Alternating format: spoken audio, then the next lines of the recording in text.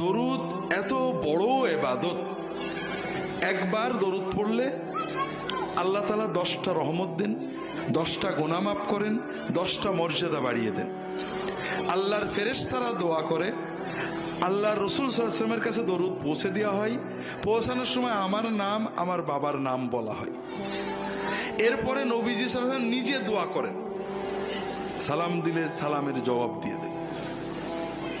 যে বেশি বেশি দরুদ পড়বে আল্লাহ তাআলা তার আরো কিছু মর্যাদা দেবেন।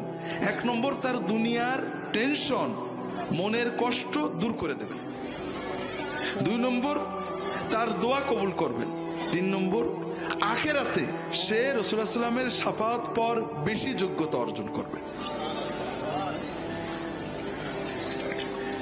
তাহলে আমরা দরুদ পড়লাম, একবারই পড়ি।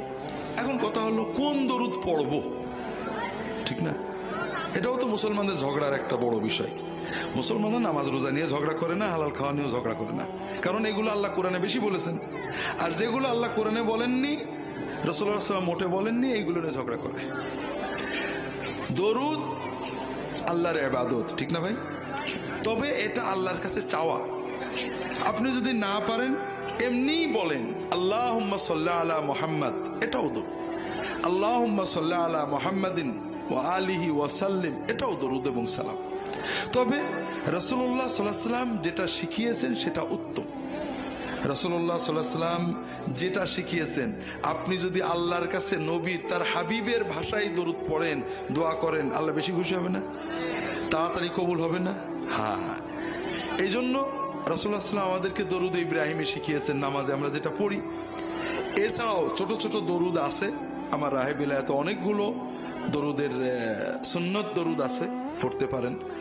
যে কোনো দরুদ আপনি একবার পড়লেন, এখনো শেষ হয়নি, আপনি আল্লাহর জিকির করলেন, আজানের সাথে নবীর দরুদ পড়লেন।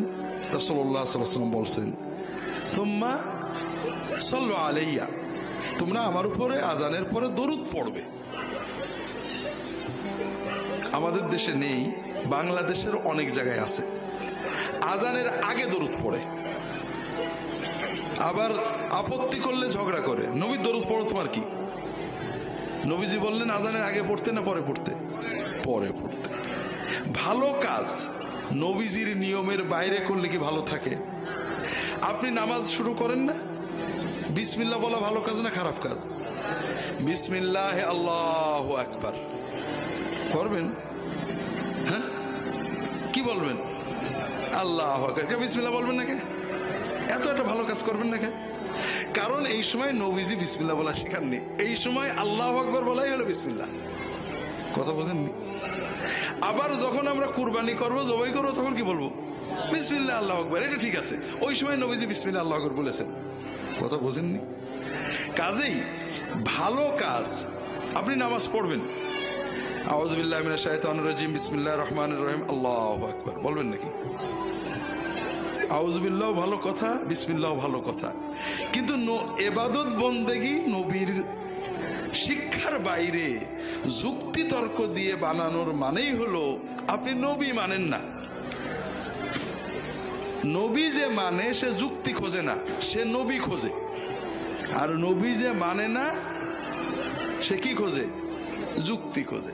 আমার দেখতে হবে নবী কেমন করে করেছেন আলাইহিস সালাতু ওয়াস সালাম।